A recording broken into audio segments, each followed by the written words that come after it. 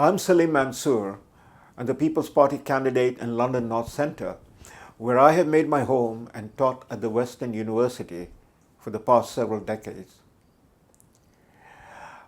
I am seeking your support and vote on October 21st to be your representative in Ottawa. If you elect me, I'll speak on your behalf and in defense of Canada's national interests without any inhibition. And unlike your present Liberal incumbent, whom you only see as a poster face on LTC buses and bus shelters, he represents a party which has shown itself to be in total political and ethical disarray. Unlike him, you will hear from me regularly, and I will be accountable to you personally. Most importantly, I'm seeking your support to help restore trust in our government. A society lacking that trust is a society driven by the expediency of those in authority. Let me be frank and direct with you. The Liberal government of Justin Trudeau has betrayed Canada and Canadians as no other previous government has done. The Ethics Commissioner in Ottawa found Trudeau twice in violation of the Conflict of Interest Act, which governed the conduct of our elected representatives in the federal parliament. Marion Dion, the Ethics Commissioner, concluded in his 63-page report on the SNC-Lavalin affair that the Prime Minister's conduct was the most egregious assault on a long tradition of law and order. Never before has a sitting Prime Minister been so severely criticized by an independent ethics commissioner. Mr. Dion wrote, "The evidence abundantly shows that Mr. Trudeau knowingly sought to influence Ms. Wilson-Raybould both directly and through the actions of his agents." In other words, Trudeau sought to subvert the federal statutes by demanding the Attorney General, the top law enforcement official in the country, to influence the Director of the Public Prosecution Service to bend in favor of a Liberal client and supporter, and thereby turn the rule of law in our country into a two-tier justice system.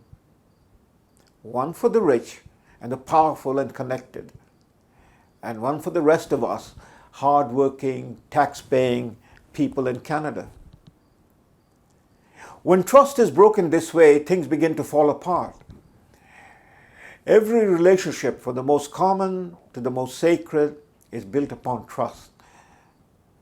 When the Prime Minister, the highest elected person in Canada, betrays the trust he's bound by his oath of office to keep, when people and voters have no alternative but to take the matter in their own hands and remove him at election time. And that time is now. Unless we restore our trust in our elected representatives in Ottawa, we cannot expect the government to do anything proper and right for our country that we treasure and we are justly proud of. We cannot have a strong and free Canada under a Prime Minister and his government that has broken the trust of Canadians from coast to coast to coast. Besides betraying the trust of Canadians, there's a litany of other broken promises and failed policies of the Trudeau Liberals in Ottawa. The promise to balance budget by 2019 is broken. We will be lucky under the present Liberal government to balance the bloated deficit spending of the past 4 years by 2040 or after, as is now being promised.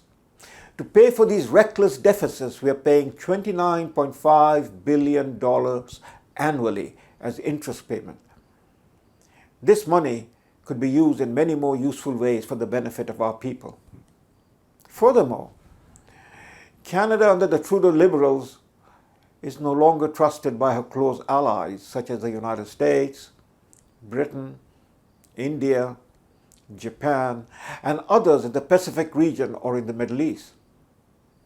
For instance, China holds Canadians as prisoners under false pretenses and have suspended import of Canadian agriculture and farm products.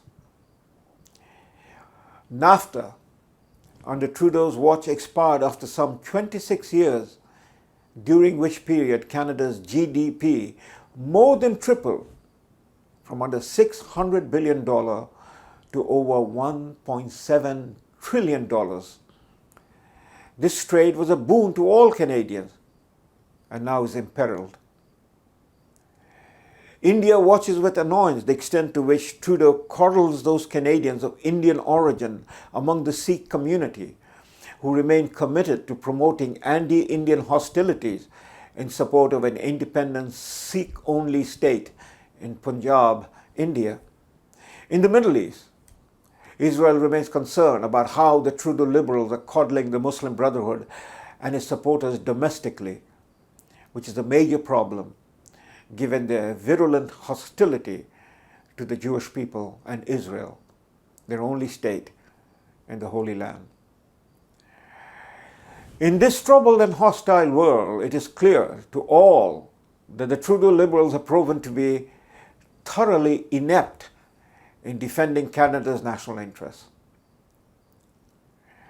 Moreover, Trudeau's embrace of globalism via UN Agenda 2030 for a borderless world and the signing of the UN Global Compact on Immigration has made Canada vulnerable in agreeing to submitting to policies and conventions cobbled together by the unelected elites at the UN, many of them as corrupt as the late Liberal operative Maurice Strong. He died in exile in Beijing, China, where he was administering programs of the United Nations and other global multilateral agencies. Similarly, Trudeau's embrace of Muslim Brotherhood and its various community and mosque-based organizations has emboldened those politically motivated fundamentalists, Muslims in Canada, to push for their Sharia-compliant agenda. Included in that would be Motion 103, passed by the Liberal majority in Ottawa, which abridges of freedom of speech on the basis of declaring any critical discussion of Islam and Muslims as Islamophobia. But Trudeau Liberals are not alone in appeasing the globalists and Islamists, or Muslims who adhere to political Islam and are politically committed to promoting Sharia law, the medieval body of ruling by which Muslim societies are governed. I, along with tens of millions of Muslims, categorically reject Islamism or political Islam, or any variation of theological construction devised by Muslim Brotherhood operatives.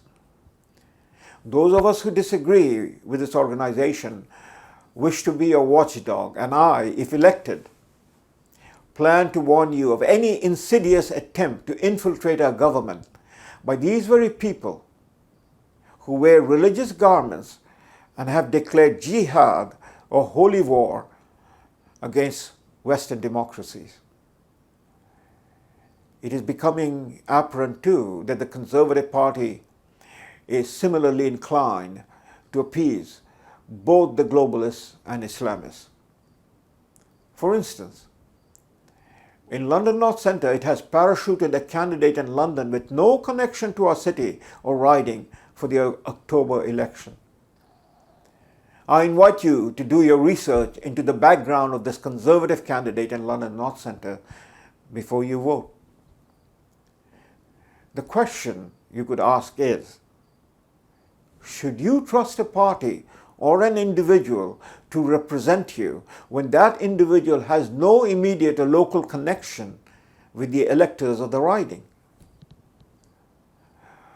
Of all the reasons I might list for you, the urgency to trust in our government, as in our lives, is uppermost in my motivation to seek your support in representing you in Ottawa.